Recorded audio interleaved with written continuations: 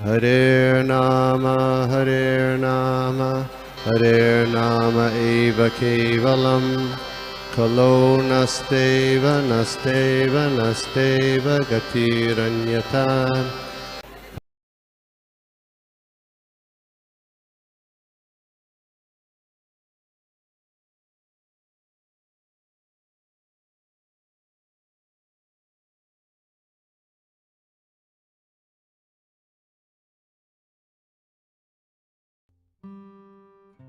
ॐ नमो भगवते वासुदेवाय। ॐ नमो भगवते वासुदेवाय। ॐ नमो भगवते वासुदेवाय। नारायणं नमस्कृत्य नरं चैव नरोत्तमं देवी सरस्वतीं व्यासं ततो जयमुदीरयेत्। नष्टप्रायेषु अभद्रेषु नित्यं भागवत सेवया भगवती उत्तमश्लोके भक्तिभक्तिमेष्टकी।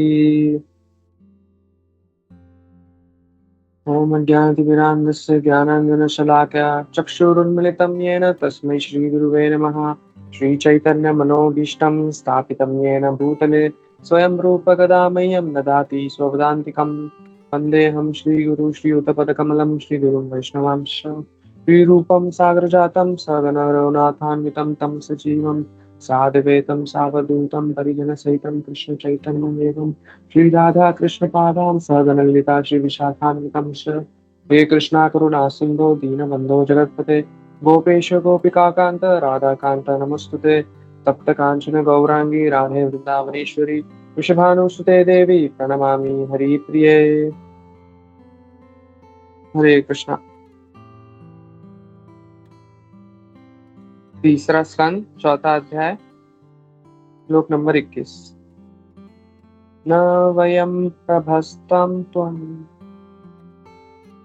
अनुकर्तुं गृहेश्वरी आयुषा वाक्कत्स्नेन वेच्चान्ये गुणगृधन्वः। ट्रांसलेशन और purport by his grace Srila Prabhupada. जय श्रील प्रभुपाद। हे घर की रानी, हम न तो तुम्हारी तरह कार्य में सक्षम हैं, न ही तुमने जो कुछ किया है उससे उत्तीर्ण हो सकते हैं। चाहे हम अपने जीवन भर या मृत्यु के बाद भी कार्य करते हैं, तुमसे उत्तीर्ण हो पाना हम लोगों के लिए भी असंभव है जो निजी गुणों के प्रशंसक होते हैं। तात्पर्य पढ़ेंगे, फिर हम प्रभुपाद जी के एक एक स्टेटमेंट को देखेंगे। पति द्वारा अपनी पत्नी का अत्यधिक गुणगान सूचित करता है कि वह स्त्रीवश्य है या मजाक कर रहा है। कश्यप का आशय था कि पत्नियों के साथ रहने वाले गृहस्थ इंद्रिय भोग का स्वर्गिक आशीर्वाद भोगते हैं और साथ ही उनके पतन का भी कोई भय नहीं रहता। सन्यासी के पत्नी नहीं होती, अतः कामेच्छा से वह अन्य स्त्री को या अन्य की पत्नी को ढूंढने के लिए इच्छुक हो सकता है और इस तरह वह नरक जा सकता है। दूसरे शब्दों में तथाकथित सन्यासी जिसने घर तथा पत्नी को छोड़ दिया है नरक जाता है, यदि वह जाने या अजाने में मैथुन आनंद की चाह करता है। इस दृष्टि से गृहस्थ सुरक्षित है। अतएव पति वर्ग इस जीवन में या अगले जीवन में भी पत्नियों के ऋण से ऋण नहीं हो सकता। यदि वे जीवन भर इससे चुकता करते रहे तो भी यह संभावना नहीं है। किंतु सभी पति अपनी पत्नियों के सद्गुणों की सराहना नहीं कर पाते, किंतु यदि कोई इन गुणों का सराहना करने में समर्थ हो भी जाए तो भी पत्नी के ऋण में से ऋण हो पाना संभव नहीं है। पति द्वारा अपनी पत्नी की ऐसी असाधारण प्रशंसा निश्चय ही परिहास की मुद्रा में है। हरे कृष्णा। सभी भक्तों को दंडवत प्रणाम। एंड आज का जो श्लोक और तात्पर्य है वो बहुत इंटरेस्टिंग है। हम देख पा रहे हैं कि कश्यप मुनि मतलब प्रशंसा कर रहे हैं अदिति मान तो दीति, और जो श्रील प्रभुपाद है वो लिखते हैं ये स्त्रीवश्य है या फिर मजाक कर रहे हैं। तो पहला हमें हमें जानना चाहिए श्रील प्रभुपाद ऐसा क्यों बोल रहे हैं। तो किसी को कभी ऐसा लग सकता है कि श्रील प्रभुपाद खुद सन्यासी है, इसलिए उन्हें ऐसा लग रहा है कि हाँ, तो वो गृहस्थ को ऐसा बोल रहे हैं। ऐसा नहीं है, श्रील प्रभुपाद खुद भी गृहस्थ है। बट और फिर एक क्वेश्चन और भी आता है कि ऐसा श्रील प्रभुपाद क्यों बोल रहे हैं कि स्त्री वश्य है। इतना अच्छा प्रशंसा कर रहे हैं अपनी पत्नी की, मतलब अच्छी बात है, कोई कर रहा है अपनी तो वहाँ पे श्रील प्रभुपाद का जो उद्देश्य है हमें वो समझना चाहिए। श्रील प्रभुपाद जो सब भागवतम पढ़ रहे हैं उन्हें एक तरह दिशा दिखाना चाहता है। कैसी दिशा? कि जब भी एक पुरुष स्त्री वश्य हो जाता है, नहीं तो कोई भी कामुक व्यक्ति स्त्री वश्य नहीं तो काम के मोह में आ जाता है, तो वो कैसे बर्ताव करता है हम देख सकते हैं। वो ज्यादा ही प्रशंसा करता है और वो तो हमें ये समझना चाहिए। तो दूसरा एक प्रश्न उठता है कि जो चलो इतना उन्होंने कश्यप मुनि ने इतना 3-4 श्लोकों में उन्होंने इतनी प्रशंसा की है, तो वो सच्ची है कि उन्होंने बस ऐसा ही ऊपर बस करना था, उन्हें भी काम इच्छा करनी पूरी करनी थी कि इसलिए उन्होंने किया। तो तो भी श्रील प्रभुपाद इधर लिखते हैं कि जो उन्होंने प्रशंसा की वो अत्यधिक की। ऐसा नहीं कि स्त्री की प्रशंसा नहीं करनी चाहिए या फिर अपनी धर्म पत्नी की प्रशंसा नहीं की, ये अत्यधिक प्रशंसा की। ये अत्यधिक प्रशंसा के का ये बहुत जानलेवा है, ये हमारी भक्ति के लिए जानलेवा है। क्योंकि हमें भक्ति में भी हमें भी कोई बहुत ज्यादा प्रशंसा कर देता है कि आप कितने अच्छे हो प्रभु, आप इतना जाप करते हो, आप इतना अच्छा सुंदर क्लास देते हो, आप तो इसका कारण क्या है? अगर वो जो सिंसियर डिवोटीज है जैसे कि आप लोग हैं, आप हम सुनते आ रहे कि जो हमें प्रशंसा मिलते हैं हमें अपने गुरु महाराज को देना चाहिए। बट कभी कभी वो प्रशंसा इतनी अच्छी लगती है तो हम चाहते कि थोड़ा हम रख ले, थोड़ा थोड़ा गुरु महाराज का तो इतना है पहले से बहुत प्रशंसा मिलती है, थोड़ा हम रख लेते हैं। जब हम वो खुद रखते हैं, जब हम अपने गुरु महाराज को ट्रांसफर नहीं करते, हमें भी ऐसा करना चाहिए। हम भक्ति में कुछ कर रहे हैं, हमें कुछ गेन मिल रहा है, हम कुछ सीख रहे हैं, नहीं तो हमारी प्रशंसा की जा रही है, हमें अपने गुरु महाराज के बैंक बैलेंस में डालना चाहिए थोड़ा। क्योंकि अगर हम तो हमें कुछ भी है हमें अपने गुरु को देना है। हम कुछ कमा रहे हैं, हम मटेरियल भी कुछ कमा रहे हैं, हमें अपने गुरु महाराज को देना है। हम स्पिरिचुअल भी कुछ कमा रहे हैं, हमें गुरु महाराज को देना है। वैसे ही हम गुरु को कुछ ना कुछ तो सेवा करनी है, नहीं तो वैष्णव को कुछ ना कुछ सेवा करनी है। हम नहीं रख सकते। जैसे ही हम रखते हैं तो उसका परिणाम क्या होता है कि जो भक्त है जिसकी वो सुनता है अपने बारे में अच्छा गुणगान सुनता है, तो वो ओवर कॉन्फिडेंट हो जाता है। ओवर कॉन्फिडेंट होता है तो वो क्या अपनी कमियों को सुधार नहीं पाता, वो पड़ा रहता है। वो कमियों को सुधारेगा नहीं, वो पड़ा रहेगा। वो जानेगा कि अच्छा मैं इतना ठीक है, मतलब मैं कोई तो फलाना सेंटर में हूँ और यहाँ पे बक तो मेरे से सब, मतलब वो एक ही एडवांस बक रहता है, बाकी सब है तो वो सब देखता है कि मैं इनको और क्या समझाऊंगा, मैं क्यों पढ़ाई करूँ और मैं शास्त्र और क्यों पढूं, मैं ये तो मेरे लेवल के भी नहीं है।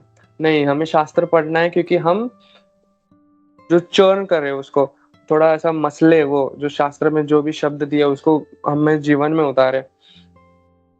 और हम देखते हैं कि जीवन में उतारने से श्रील प्रभुपाद जी का हम मोस्टली जो लेक्चर सुनेंगे जब भी हिप्पी के दौरान, उन्होंने भगवत गीता का जो कोट है हम देखते हैं बहुत सारा बार बार यूज किया। बट हम देखते हैं कि जो हिप्पी थे वो प्रभुपाद जी के उन्होंने अलग अलग भाषण दिए उसके लिए आकर्षित नहीं हुए। वो प्रभुपाद जी का जो बोलते हैं ना स्वभाव है उसके कारण, क्योंकि वो भक्त का स्वभाव है। भक्त का स्वभाव कैसा है? भक्तों को खिलाना, उनको खिचड़ी खिलाया, वो मतलब सिगरेट पी, वही उनके साथ रहना, नॉर्मल रहना। अगर हम भक्त बन के किसी के जहाँ पे रहते हैं, अगर समझे हमें रहने के लिए दे दिया, हम बहुत बोलेंगे प्रभु जी हमें ये नहीं चाहिए, वो नहीं चाहिए, आपका उधर रखो, आपका बर्तन उधर रखो, हम अपना बर्तन इधर रखेंगे। हम ऐसा वो फिर वो जो भक्त नहीं रहेगा तो भी वो हमसे घृणा करेगा कि बोलेंगे कि ये इस्कॉन वाले ऐसे ही है। तो हमें बहुत ध्यान रखना है कि हम how we engage with who are not devotees. ISKCON movement के बाहर भी हम किसी के साथ वार्तालाप करते हैं, हम बात करते हैं, क्योंकि हम कंठी तिलक लगा लेते हैं बट हम बाहर जब लोगों से व्यक्तियों से बात करते हैं हम सिर्फ खुद को रिप्रेजेंट नहीं कर रहे, हम श्रील प्रभुपाद को रिप्रेजेंट कर रहे हैं, हम अपने गुरु महाराज को रिप्रेजेंट कर रहे हैं। तो हमें अपना ध्यान रखना चाहिए। हमें कुछ मालूम नहीं है तो हमें चुप बैठ जाना चाहिए। हम ऐसा, क्योंकि इट्स वेरी इंपॉर्टेंट। तो हाँ, जब ऐसा प्रशंसा हो या कुछ हो तो हमें अपने बुद्धि का उपयोग करना चाहिए। हमें ये करना चाहिए। तो वो भी तो हम ये जान लेते हैं कि कश्यप मुनि का, हम क्वेश्चन वापस वही आता है कि ये सिर्फ एक, बोलते हैं ना, एक मजाक कर रहे हैं कि उन्हें काम की एक्चुअली। बट अगर वो एक्चुअल भी हुआ या सही में किसी की प्रशंसा कर रहे हैं, बट हम मानेंगे कैसे कि ये कि सही में प्रशंसा है? तो कोई अपना टिप्पणी देना चाहेगा कि हम कैसे समझे कोई सही में प्रशंसा कर रहा है या फिर मजाक कर रहा है हमारे साथ, या फिर ज्यादा ही बोल रहा है बस मीठे मीठे शब्द? तो कोई अपनी टिप्पणी देना चाहेगा, हम कैसे जान पाए?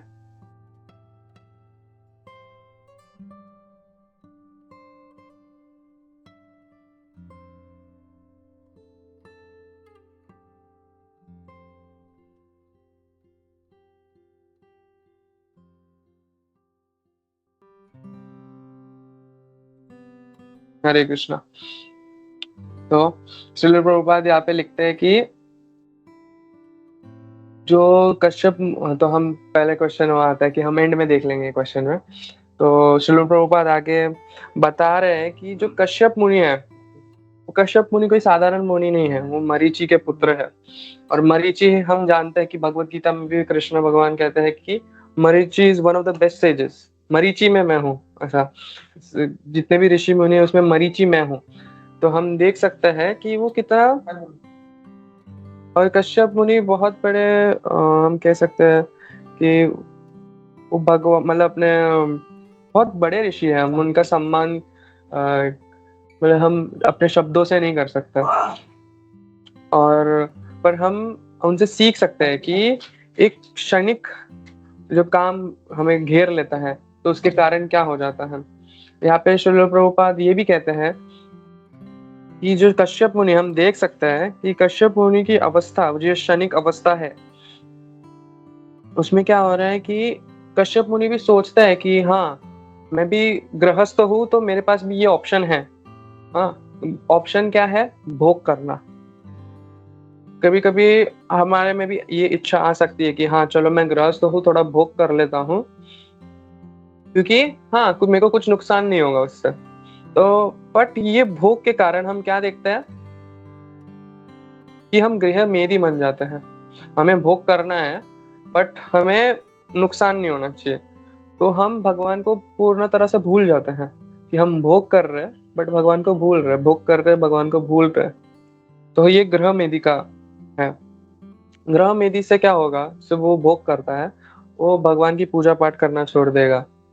वो स्टार्टिंग स्टार्टिंग में तो करेगा रूल्स एंड रेगुलेशन, बट बाद में वो चलेगा कि छोड़ो ना, अभी गृहस्थ बन गया हूँ, हो रहा है सब, चैंटिंग मिल रहा है, घंटी लगा के तिलक लगा के जाना है बस। बट नहीं, वैसा नहीं होना चाहिए। फिर यहाँ प्रभुपाद एक सन्यासी के बारे में भी बता रहे हैं कि सन्यासी भी है, क्योंकि आगे हम देखते हैं कि ये मूवमेंट में बहुत सारे सन्यासी है, कलयुग है। तो एक सच्चा सन्यासी और एक ढोंगी सन्यासी, तो तथाकथित है सन्यासी है, तो फर्क क्या है?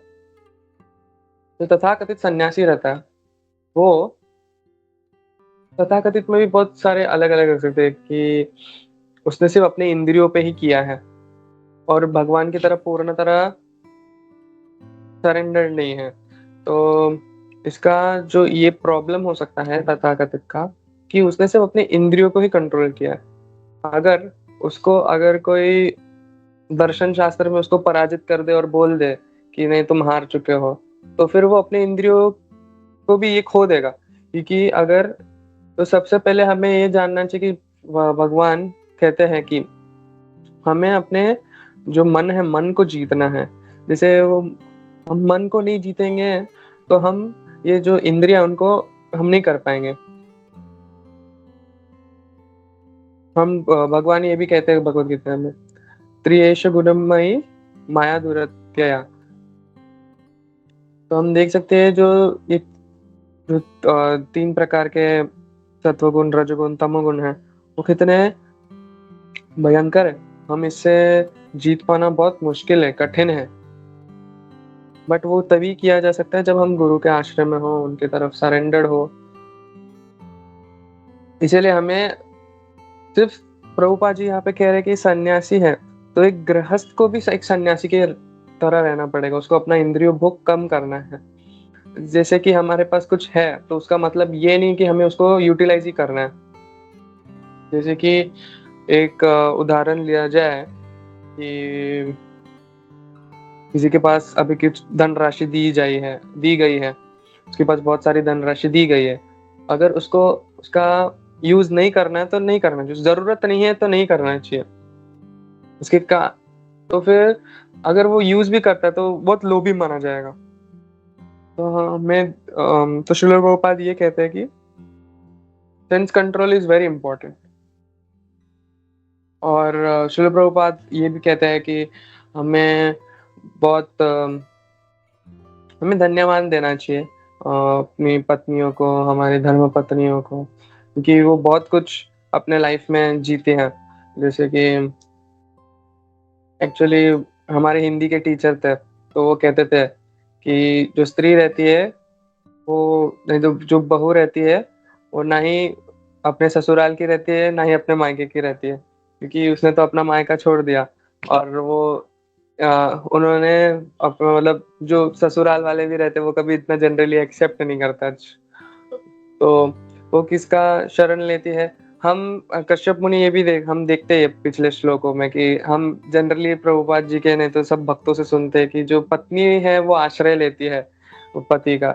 बट हम भागवतम में देखते हैं कि उल्टा लिखा है, जो पति रहता है वो पत्नी को एक किले के समान माना गया, और जो पति रहता है वो आश्रय लेता है। तो हमें ऐसा समझना चाहिए, एक ये अच्छा हेल्दी एक मेंटालिटी है, अच्छा हेल्दी मेंटालिटी कि हमें जो अपनाना है लोगों को तो कैसे अपनाना चाहिए।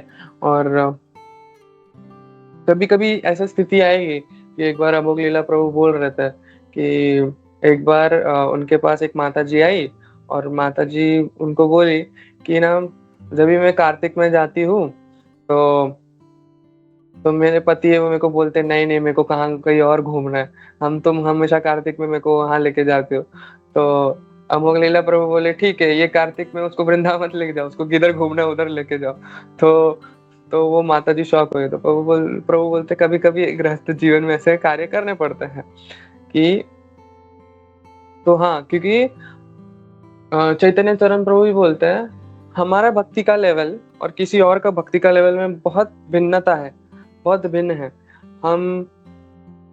हम सिर्फ केवल एक भक्ति का एस्पेक्ट लेके हम ऐसा नहीं बन सकते। जैसे कि कभी कभी क्या होता है कि किसी दो लोगों का संबंध है, उसमें से अगर एक कोई बड़ा निकला तो उसको लगता है हाँ हम ठीक है, जो उसकी वो बोलेगा तो वही मानना है। वैसा नहीं होता, हमें उसका भी सुनना चाहिए वो क्या कहना चाहते हैं वो। और फिर हम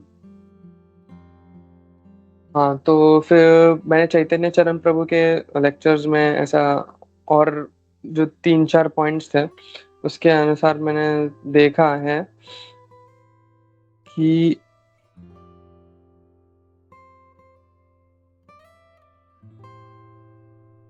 यहाँ पे हमें हाँ वो क्वेश्चन पे आते हैं वापस कि जो मजाक करना और सही में किसी की प्रशंसा करना उसके बारे में अ, उसमें भिन्न क्या है?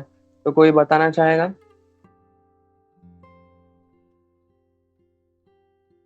अपनी टिप्पणी दे सकते हैं, नॉर्मल ऐसा।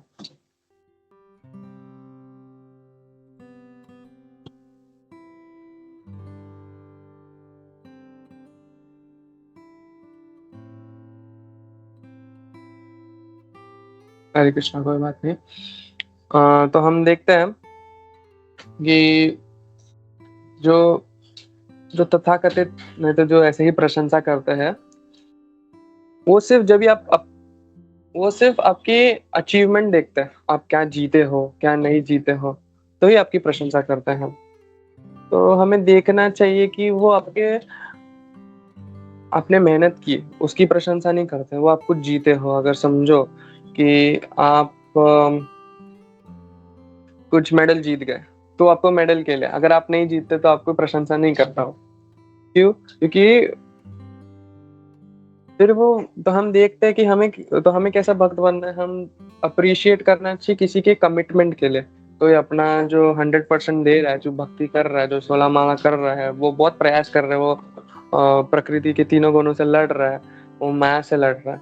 तो हमें सिर्फ अचीवमेंट के लिए नहीं उसको अप्रेस करना चाहिए, बस जेन्युइनली उसके कमिटमेंट पे उसका ये देना चाहिए।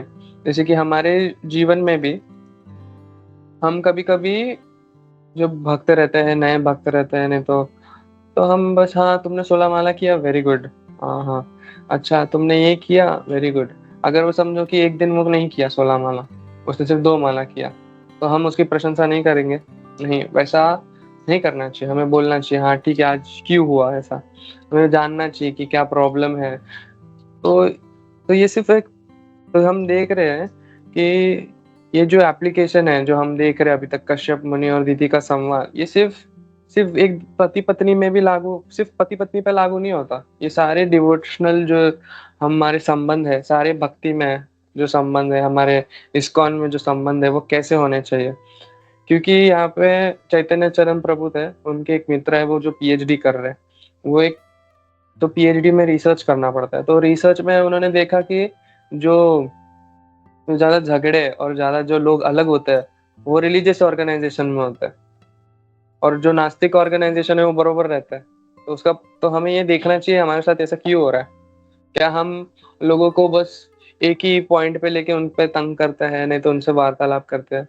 तो हमें करना चाहिए हम, जैसे कि यह, और हमारे जीवन में और एक प्रॉब्लम आता है कि अगर कोई हमें कुछ दे रहा है, तो चलो किसी के हमारे मत मिलते नहीं है, तो कभी कभी मत ना मिलने के कारण, नहीं तो मत ठीक है, हम नहीं मान पाते, तो हमें पहले सोचना चाहिए कि क्या मैं इसका पॉइंट समझ पा रहा हूँ, क्या मैं इसे समझ पा रहा हूँ, क्या मेरे में समझने में कमी है, क्या वो समझ नहीं पा रहा है या मेरे लेवल पे नहीं आ पा रहा है। तो ऐसे बहुत सारे कारण हो सकते हैं, बहुत अलग अलग कारण हो सकते हैं। जैसे कि अभी एक बहुत अच्छा मैं बताना चाहूंगा, जो श्रील प्रभुपाद जी थे, तो श्रील प्रभुपाद जी और जो मिश्रा जी थे, वो बहुत पहले से एक दूसरे को जानते थे। बट जब श्रील प्रभुपाद जी मिश्रा जी के साथ घूमने लगे, तो मिश्रा जी मायावादी थे। तो मायावादी जब उधर जाते थे, तो एक्चुअली मिश्रा जी बोलते थे श्रील प्रभुपाद जी को, यू शुड नॉट स्पीक, तुम बात मत करो। तो श्रील प्रभुपाद जी बोले कि ये मेरा ये नहीं है, मैं भक्ति में हम ऐसा नहीं करते, मैं मायावादी नहीं हूँ। तो बहुत टाइम तक वो एक दूसरे से मतलब ऐसे मिले नहीं थे। और जब इस्कॉन बहुत बड़ा संस्था हो गया, तो मिश्रा जी उनको मिलने आए थे। तो जब तो गिरिराज स्वामी महाराज ऐसा देख रहे थे कि मिश्रा जी जब मिले फिर प्रभुपाद जी से, तो उन्होंने मस्त एक साथ भोजन किया, उन्होंने खाना खाया, गप्पे लड़ाए और हंस रहे थे। और फिर, हाँ, तो फिर गिरिराज महाराज देख रहे थे कि ये तो मायावादी और ये सब है, ये सब है। तो शिल प्रभुपाद जी सब ऐसा खत्म होने के बाद गिरिराज महाराज शिल प्रभुपाद जी के पास जाते हैं और बोलते हैं, ये तो प्रभुपाद जी, ये तो मायावादी है। बट तो प्रभुपाद जी क्या बोलते कि हाँ ये मायावादी है। जब हमारा मायावाद और ऐसा साकारवाद का जब ऐसा होता है, तो हमारा जो युद्ध है वो बहुत बड़ा युद्ध होता है। बट हम एक अच्छे मित्र है। तो श्रील प्रभुपाद जी वैसा देख रहे हैं, तो हम क्यों नहीं देख पा रहे? अगर हम नहीं देख पा रहे तो हमारे में कमी है। तो हमें जो है कि हम तो बहुत कहते हैं कि एक भक्त बहुत दयावान होता है, बट हम नहीं बन पाते। तो हमारा जो परिवर्तन है, एक एक ऐसा दयावान बनना चाहिए। हमें लोगों को एक्सेप्ट करना चाहिए, चाहे वो कैसे भी हो, वो किस तरह के भी हो सकते हैं। कभी कभी कोई बहुत एग्रेसिव होता है, कोई अग्रसर रहता है, कोई बहुत लेजी रहता है। हाँ, कृष्णा कॉन्शियस मूवमेंट में हर एक टाइप के व्यक्ति दिखेंगे। श्री रूप प्रभुपाद जी तो इतने दयावान थे, किसी ने तो हवाई का टेम्पल बेच दिया था और उसने अपना खुद का कुछ तो चालू कर दिया था इस्कॉन का। और हरे कृष्णा करते थे, बट धोती कुर्ता नहीं, वो कुछ अपना अलग ही पैंट शर्ट पहन के कुछ तो अलग ही उनका चालू रहता था, अलग ही सेंटर खोल दिया था। तो भी प्रभुपाद जी बोले ठीक है, उससे उसने बेच दिया टेम्पल, उसका ये बहुत, ये तो जुर्म है किसी का प्रॉपर्टी की बेच देना। बट ठीक है, अगर वो उसको वापस आना है, इसको लेके आओ वापस, कोई नहीं, मैं इसको ठीक कर दूंगा, सुधार दूंगा। तो हम देख सकते हैं कि जो शिल प्रभुपाद जी का मेंटालिटी है, वो जानते हैं कि व्यक्ति कैसे है, क्या है। एक बार शिल प्रभुपाद जी के सामने ऐसा हुआ था कि तमाल कृष्ण महाराज, गर्ग मुनि प्रभु, और ऐसा कुछ तो हुआ कि तमाल कृष्ण महाराज इनके जो गर्ग मुनि प्रभु के वाइफ थी मोस्टली, तो उनका अच्छा मतलब फिलोसॉफिकल डिस्कशंस होता था, तो ये सब होता था। तो कुछ तो मिसअंडरस्टैंडिंग हुआ, तो गर्ग मुनि और तमाल कृष्ण महाराज के बीच में थोड़ा स्टार्टिंग में थोड़ा झगड़ा सा हो गया था। तो चिल्लर प्रभुपाद जी ने तभी भी किसी को जज नहीं किया, उनके सामने हो रहा था ये, तो भी वो शांत थे, वो देख रहे थे कि हाँ हाँ होता है। तो हम देख सकते हैं कि जो छोटे मोटे मतभेद नहीं मिलता है, या फिर जो भी ये होता है, ये शिल प्रभुपाद जी के टाइम से हो रहा है यहाँ पे। तो यही सेम हमें देखना चाहिए कि रावण था, वो भी राम राज्य, मतलब राम राज्य साइड में था, तो रावण भी था। जब भी राम प्रभु थे तभी इतना मतलब राम जी के टाइम में भी इतने राक्षस थे, वो तो ऋषि मुनियों को खाते थे। राम जी के टाइम पे तो इतना था कि ऋषि मुनियों को इतना खा लिए थे राक्षस लोग कि उनका हड्डी बन चुका था, पहाड़, हड्डियों का पहाड़ था। तो हमें समझना चाहिए कि जो हो रहा है वो होना है, जो बुरा होना है। तो बट हम क्या करते हैं, जब ऐसा पॉइंट लेते हैं कि हाँ इतना सब होने के बाद भी इतना सब गलत हो रहा है, भगवान साक्षात सामने है, तो उसका, तो फिर हम इनडायरेक्टली भगवान को ही ब्लेम करना चाहते हैं कि भगवान आप होने हो तो फिर आप ये क्यों नहीं रोक रहे। तो वैसा होता है। और फिर हम चैतन्य चरण प्रभु और भी कहते हैं कि हम किसी की प्रशंसा कब कर पाते हैं, जब हम उनसे ईर्ष्या नहीं करते। तो ईर्ष्या नहीं करने वाला एक व्यक्ति जो बहुत महान है वो है अर्जुन। फिर हम देख सकते हैं जो सारे महान व्यक्ति है वो भगवान से ईर्ष्या नहीं करते थे, और जो भी हमारे महाजन है वो भगवान को समझना चाहते थे। और फिर हम अगर ये भी देख कहा गया कि 18.22 में, जब हम किसी के एक गुण को, जैसे कि एक व्यक्ति का एक गुण है बहुत खाना खाना, बहुत खाता है वो, अगर आ गया कृष्णा कॉन्शियस मूवमेंट में, हाँ तो यहाँ पे फूड फॉर लाइफ के कारण बहुत मिलता है। और जब ये एकादशी भी हो, उसको बहुत भूख लगती है, तो हमें उसको एक्सेप्ट करना चाहिए, हाँ ठीक है, उसको एकादशी का प्रसाद खिलाना चाहिए, उसको वो ज्यादा खाना है तो वो ज्यादा खाए।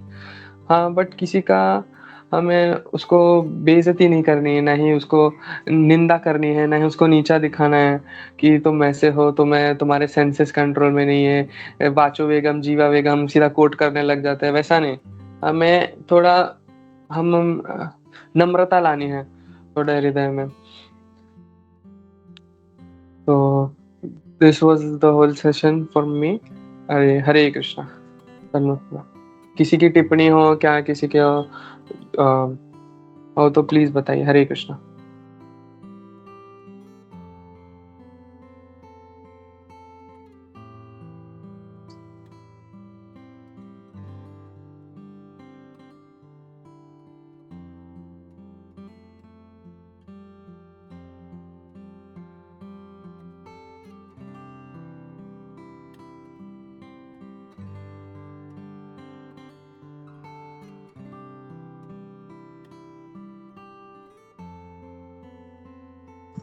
हरे कृष्णा गोविंद चरण प्रभु दंडवत प्रणाम। हरे कृष्णा प्रभु, दंडवत प्रणाम। प्रभु सॉरी मैं थोड़ा लेट ज्वाइन किया, लेकिन अभी जो लास्ट 10-15 मिनट मैंने जो सुना बहुत सुंदर लगा प्रभु। और जस्ट हाल ही में एक प्रभु जी ब्रह्मचारी है, वो बता रहे थे कि एक बार शिला प्रभुपाद के शिष्यों को एक गुजराती फैमिली ने इनवाइट किया था प्रसादम के लिए, और उन्होंने पूरा कोऑर्डिनेट किया ब्रह्मचारियों के साथ, प्रभुपाद के डिसाइपल के साथ, और फिर प्रभुपाद उनके साथ वहाँ पे गए प्रसादम, और वहाँ पे पता चला कि उसमें ऑनियन और गार्लिक था, मतलब वैसे कुक किया गया था। तो इमीडिएटली डिसाइपल ने बोला प्रभुपाद को, प्रभुपाद हम लोग यहाँ से निकलते हैं, मतलब। तो प्रभुपाद ने पूछा कि जब उन्होंने हाँ, इनवाइट किया था तो आपने बताया था कि हम लोग खाते नहीं ऑनियन गार्लिक और सिर्फ प्रसाद खाते हैं। तो उन्होंने बोला नहीं, प्रभुपाद गुजराती फैमिली है, तो हमको लगा सन्यासी को हमको इनवाइट करे तो वो स्टैंडर्ड उनको पता रहेगा। लेकिन प्रभुपाद ने बोला ये मतलब गलती हमारी है, हमने उनको कुछ बताया नहीं। एंड उन्होंने अभी हमारे लिए ये सारा अरेंजमेंट किया हुआ है।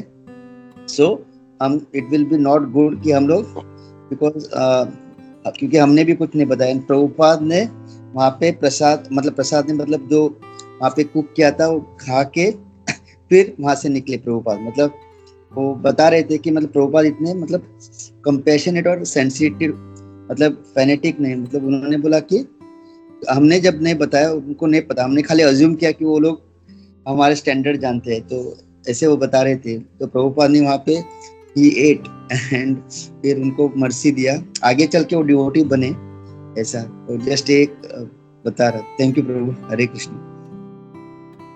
थैंक यू सो मच प्रभु, इतना अच्छा वो आपने पास टाइम बताया। तो वही हमारा जो नम्रता है, और तो उससे समझ में आता है कि डिवोटीज कितने मर्सीफुल है। थैंक यू, हरे कृष्णा। और कोई किसी का टिप्पणी है तो दीजिए। हरे कृष्ण। एडिशनल स्पीकर्स और एनीवन?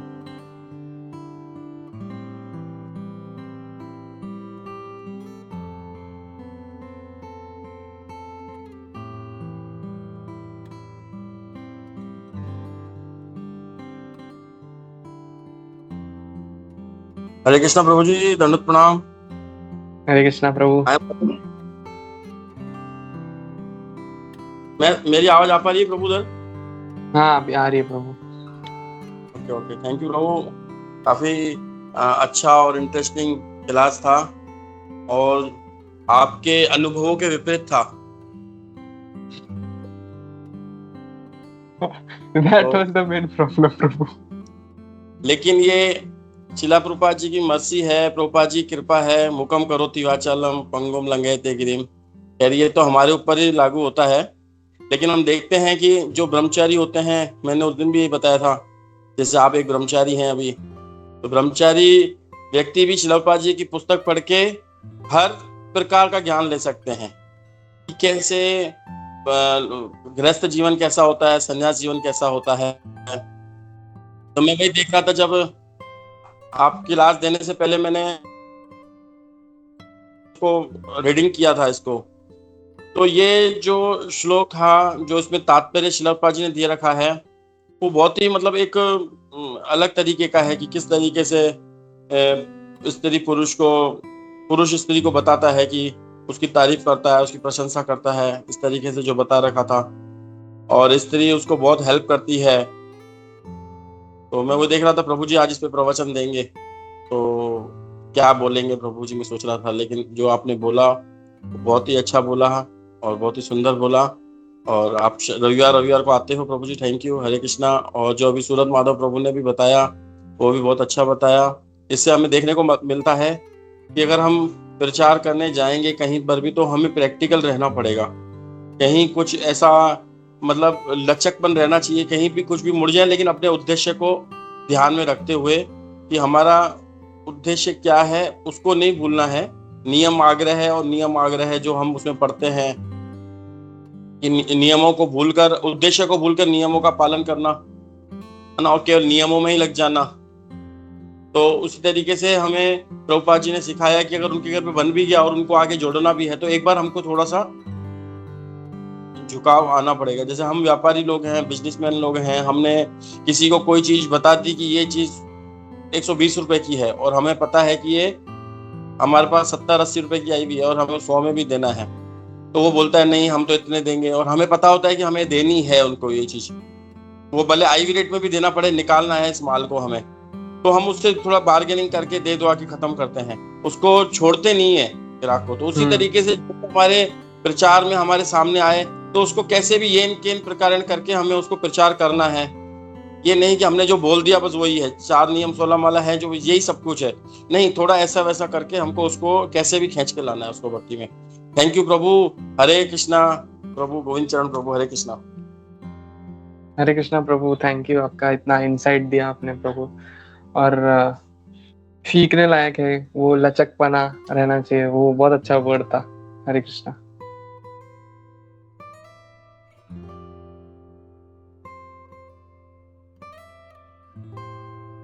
हरे कृष्णा। तो जो सूरज माधव प्रभु जी ने शेयर किया, ये मैंने बहुत साल पहले गुरु महाराज जी से सुना था, और जनरली ये वाला पास्ता में शेयर नहीं करता, नहीं तो लोग जो है वो बोलेंगे अरे प्रभुपाद जी भी कभी कभी खा लिया करते, तो हम लोग भी खा लेते हैं।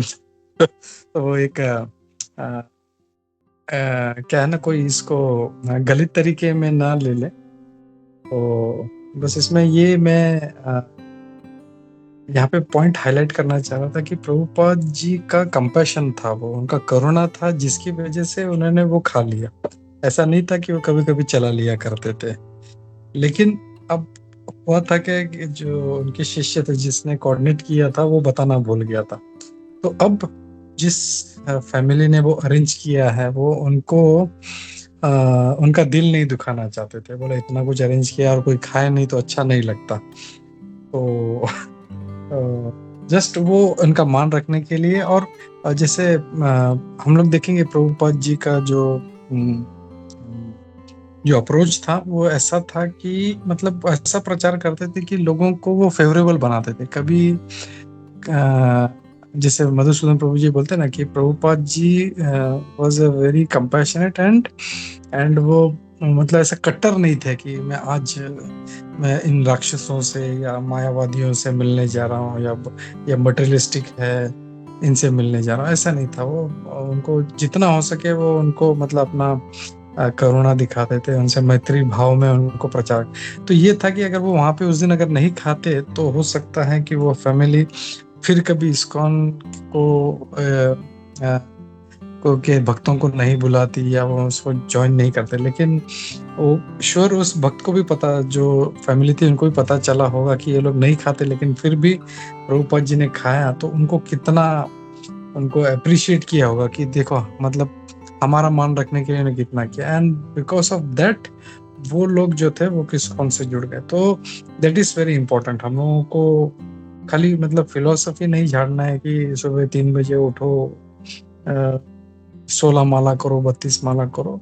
हम लोगों को उनको भगवान कृष्ण के समीप लाना है। भक्तों को जो है लोगों को हम लोगों को भगवान के चरणों में लाना है, श्रील प्रभुपाद के पास लाना है। लेकिन जब हम लोग बहुत ज्यादा कट्टरवादी हो जाते हैं कि यू आर रास्कल्स, मायावादी ऐसा, तो फिर वो हम लोग सही हम लोग एक इस्कॉन को रिप्रेजेंट नहीं कर रहे हैं हम लोग। तो ये बहुत केयरफुल रहना चाहिए। ये एक बात हम लोग प्रभुपाद जी से सीख सकते हैं कि कैसे उन्होंने मतलब उनका किसी को कृष्ण के पास लाने के लिए उन्होंने अपने रूल भी वो तोड़ते थे कभी कभी। तो that is very rare case, ये हम लोगों को जानना चाहिए। हरे कृष्णा। ठीक है, तो हम लोग रुकते हैं यहाँ पे और नरसिंह आरती लेते हैं। हरे कृष्णा।